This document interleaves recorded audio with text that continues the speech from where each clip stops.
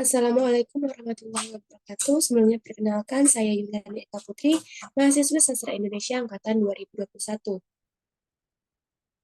Di sini saya akan membuat video guna memenuhi tugas UTS saya dalam mata kuliahan analisis wacana.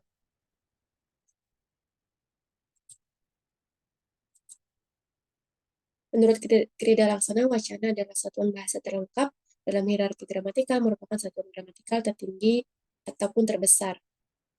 Analisis wacana merupakan analisis unit linguistik terhadap penggunaan bahasa lisan maupun tulis yang melibatkan orang penyampai pesan dengan penerima pesan. Ruang lingkup analisis wacana sendiri, menurut Nababan, mengungkapkan bahwa ruang lingkup analisis wacana dewasa ini sangat luas. Nababan juga memfokuskan ruang lingkup linguistik wacana, yaitu analisis wacana lisan dan tulisan. Analisis wacana lisan adalah wacana yang disampaikan secara lisan melalui media lisan, sedangkan analisis wacana tulis merupakan wacana dapat direalisasikan dalam bentuk kata, kalimat, frasa, paragraf, atau karangan yang utuh seperti buku, novel, ensiklopedia, dan lain-lain.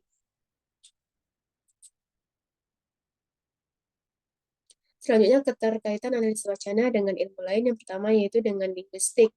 Kaitannya adalah bagaimana manusia menggunakan bahasa untuk berkomunikasi dan khususnya bagaimana pengirim pesan merumuskan bentuk-bentuk bahasa dan bagaimana penerima pesan menginterpretasi bentuk-bentuk bahasa tersebut. Analisis wacana dengan psikolinguistik kaitannya adalah bagaimana manusia memahami bahasa khususnya dari sudut pandang hasil-hasil penelitian psikolinguistik. Problem-problem pemahaman dengan instrumen-instrumen teks atau rangkaian kalimat yang diuji cobakan pada responden yang memberi reaksi pada instruksi yang diberikan para peneliti. Analisis wacana dengan linguistik, yaitu bagaimana interaksi sosial diungkapkan dalam percakapan dan pemberian itu menekankan unsur-unsur konteks sosial yang dapat dimasukkan dalam klasifikasi sosiologi. Selanjutnya itu unsur internal wacana. Yang pertama adalah kata dan kalimat. Dalam kajian wacana, kata dan kalimat dapat berpotensi menjadi wacana. Lalu unsur yang kedua yaitu teks dan konteks. Teks dan wacana adalah dua hal yang berbeda. Teks adalah bahasa tulis dan wacana adalah bahasa lisan. Konteks ialah situasi atau latar terjadinya suatu komunikasi. Konteks dapat dianggap sebagai sebab dan alasan terjadinya suatu pembicaraan atau dialog.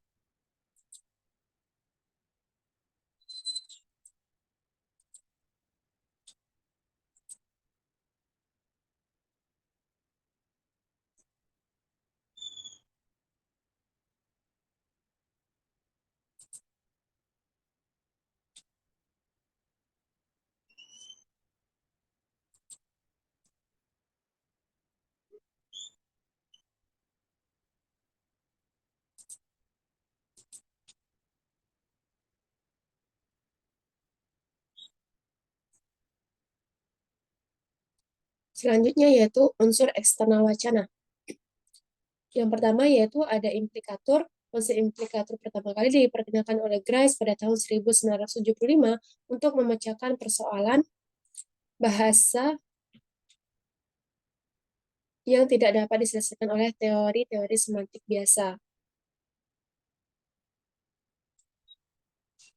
Contohnya yaitu di sini panas sekali bukan pada ujaran tersebut. Secara implisit penutur menghendaki agar mesin pendingin dihidupkan ataupun jendela dibuka.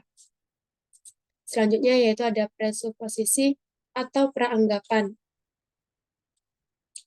Adalah suatu yang diasumsikan oleh penutur sebagai kejadian sebelum menghasilkan suatu tuturan. Yang memiliki presuposisi adalah penutur, bukan kalimat. Contoh presuposisi yaitu istri pejabat itu cantik sekali, mobil baru Budi sedang dicuci. Contoh A merupakan praduga untuk kebenaran bahwa pejabat itu mempunyai istri, sedangkan contoh B merupakan praduga untuk kebenaran bahwa Budi memiliki mobil baru. Inferensi yaitu proses yang dilakukan oleh pesapa untuk memahami makna wacana yang tidak diekspresikan langsung dalam wacana.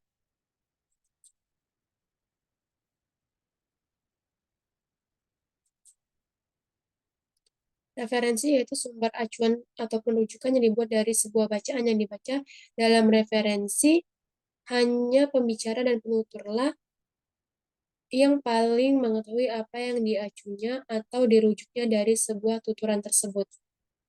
Lalu konteks yang berarti berkenaan dengan teks, yakni benda-benda atau hal yang ikut bersama teks dan menjadi satu kesatuan.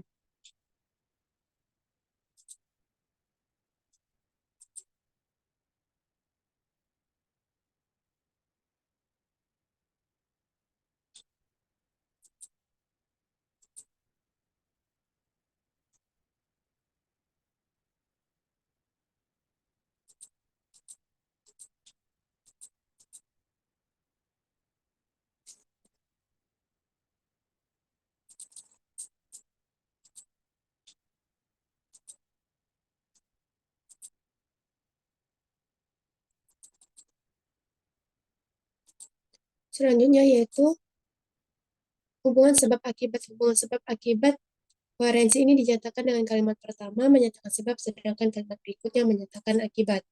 Lalu hubungan sarana hasil. Hubungan sarana hasil koherensi ini dinyatakan dengan kalimat pertama menyatakan sarana untuk perolehan yang dinyatakan pada kalimat berikutnya. Lalu hubungan alasan sebab dinyatakan dengan kalimat pertama menyatakan alasan dan bentuk tindakan yang dinyatakan pada kalimat berikutnya. Hubungan sarana tujuan dinyatakan dengan kalimat-kalimat kedua menyatakan syarat untuk tercapainya apa yang dinyatakan pada kalimat lain. Hubungan latar simpulan koherensi ini dinyatakan dengan salah satu kalimat menyatakan simpulan atas pernyataan pada kalimat lainnya. Hubungan kelonggaran hasil dinyatakan dengan salah satu kalimat yang menyatakan kegagalan suatu usaha. Hubungan syarat hasil dinyatakan dengan salah satu kalimat menyatakan syarat untuk tercapainya apa yang dinyatakan pada kalimat lainnya. Hubungan perbandingan koherensi ini dinyatakan dengan kalimat pertama dibandingkan dengan yang dinyatakan pada kalimat berikutnya. Lalu hubungan parafrastis dinyatakan dengan gagasan yang dinyatakan pada kalimat pertama dinyatakan secara lain dengan kalimat berikutnya. Hubungan aplikatif dinyatakan dengan gagasan yang dinyatakan pada kalimat pertama diperkuat dan ditegaskan oleh kalimat berikutnya. Hubungan aditif dinyatakan dengan gagasan yang dinyatakan pada kalimat pertama diikuti atau ditambah dengan gagasan pada kalimat berikutnya. Hubungan identifikasi dinyatakan dengan gagasan yang dinyatakan pada kalimat pertama diidentifikasi dengan kalimat berikutnya. Hubungan generik spesifik dinyatakan dengan kalimat pertama menyatakan gagasan umum atau luas, sedangkan kalimat berikutnya menyatakan gagasan khusus atau sempit. Hubungan ibarat dinyatakan dengan kalimat pertama diibaratkan seperti yang dinyatakan pada kalimat berikutnya.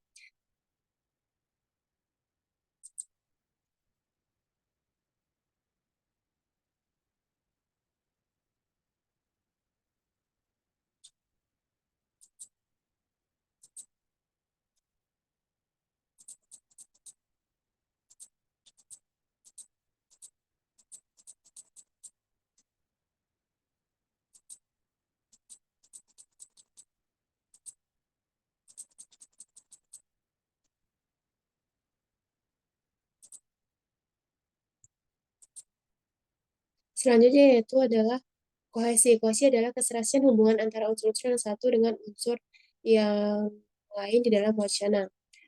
Selanjutnya itu pengertian referensi, berarti sistem penunjuk atau acuan. Pengertian referensi endofora adalah pengacuan terhadap antiseden yang terdapat di dalam teks. Pengertian lalu selanjutnya yaitu pengertian substitusi merupakan suatu jenis kohesi gramatikal. Substitusi merupakan satuan unsur gramatikal dan bukan hubungan dalam makna.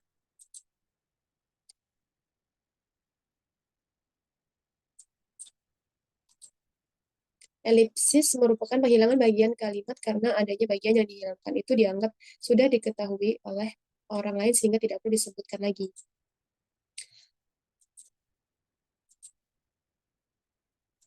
Selanjutnya itu adalah konjungsi, merupakan salah satu kohesi gramatikal yang dilakukan dengan cara menghubungkan unsur yang satu dengan yang lainnya. Konjungsi koordinatif adalah konjungsi yang menghubungkan dua unsur atau lebih yang sama pentingnya.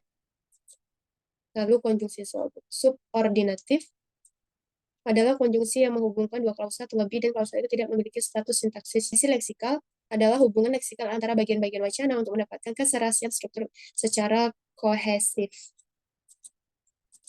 Repetisi adalah pengulangan adanya unsur pengulangan yang mengulang unsur yang terdapat pada kalimat di depannya. Sinonim adalah kohesi yang berupa hubungan dua kata atau lebih berbeda dengan repetisi. Sinonim tidak menampilkan kata yang sama, komponen maknanya pun juga tidak sama. Lalu ada antonim, adalah ungkapan berupa kata, frasa, atau kalimat yang dianggap bermakna kebalikan dari ungkapan lain. Lalu ada hiponim, adalah ungkapan kata, frasa, atau kalimat yang maknanya dianggap merupakan bagian dari suatu makna lainnya. Lalu ada korelasi, adalah hubungan timbal balik atau sebab akibat.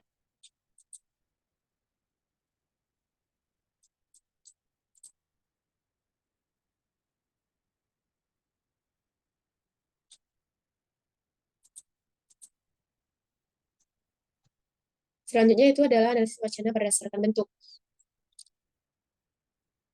Wacana naratif adalah bentuk wacana yang dipergunakan untuk menceritakan suatu kisah orang yang cenderung yang ringkas. Bahasa yang digunakan lebih diberi tekanan atau diulang. Wacana prosedural adalah wacana yang digunakan untuk memberikan petunjuk atau keterangan bagaimana sesuatu harus dilaksanakan. Wacana ekspositori adalah wacana yang bersifat menjelaskan suatu secara informatif. Wacana haratatori adalah wacana yang digunakan untuk mempengaruhi pendengar atau pembaca agar tertarik terhadap pendapat yang dikemukakan. Wacana dramatik adalah bentuk wacana yang berisikan percakapan antar penutur, sedapat mungkin menghindari sifat narasi yang di dalamnya. Lalu wacana epistoleri adalah wacana yang dipergunakan dalam surat menyurat. Lalu ada wacana seremonial, adalah bentuk wacana yang digunakan dalam kesempatan seremonial seperti upacara.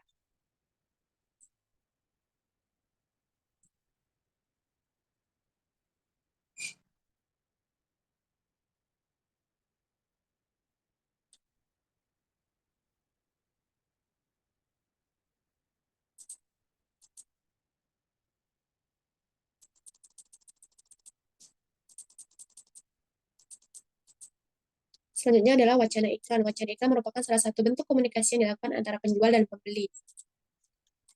Sebagai salah satu kajian wacana, iklan adalah sebuah model komunikasi yang menarik karena keunikan dalam iklan, maka dapat dibedakan bentuk komunikasi wacana tulis ataupun non-tulis yang lain. Visual metafor merupakan salah satu teknik desain grafis tingkat lanjut yang digunakan dalam berita periklanan dan digunakan dalam pengumuman layanan publik untuk menarik perhatian audiens ke suatu pesan. Lalu struktur visual metaphors dibagi 3, yaitu metaphors juxtaposition atau penjajaran, disandingkan presentasi terpisah dari target dan sumber. Lalu ada fusion, penggabungan, dan replacement, penggantian. Struktur juxtaposition dan fusion lebih menyampaikan persepsi visual atau pencitraan karena masih melibatkan sumber utama yang membantu mengidentifikasi pesan yang disampaikan. Lalu ada produk branding. Branding adalah berbagai kegiatan yang bertujuan untuk membangun dan membesarkan identitas sebuah brand atau merek dengan cakupan yang lebih luas meliputi nama dagang, logo, karakter, dan persepsi konsumen akan brand tersebut. Tujuan branding meningkatkan kepercayaan masyarakat terhadap sebuah brand atau membangun rasa percaya masyarakat kepada brand, membentuk persepsi masyarakat tentang sebuah brand, membangun rasa cinta dan loyalitas terhadap sebuah brand. Lalu selanjutnya ada image construction in tertiary institution. Konstruksi citra di perguruan tinggi merupakan sebuah proses penegakan citra positif dari institusi atau universitas. Konstruksi gambar adalah metode yang efektif untuk meningkatkan ketenaran dan reputasi organisasi sosial dan meningkatkan kohesi internal organisasi dan daya saing sosial mereka. Lalu, dengan berkembangnya media baru, universitas memasang berita kampus situs resminya, yang merupakan penting untuk membangun citra universitas saat ini. Di era informasi resmi, website resmi universitas adalah jembatan utama yang menghubungkan universitas dan masyarakat. Masyarakat dapat melihat penampilan dasar satu universitas melaluinya dan membentuk kesan dasar universitas tersebut. Ini sangat bagus dan penting untuk membangun situs resmi universitas dan membangun citra universitas yang baik untuk meningkatkan pengaruh sosial universitas. Sekian pemaparan materi analisis wacana dari saya. Wassalamualaikum warahmatullahi wabarakatuh.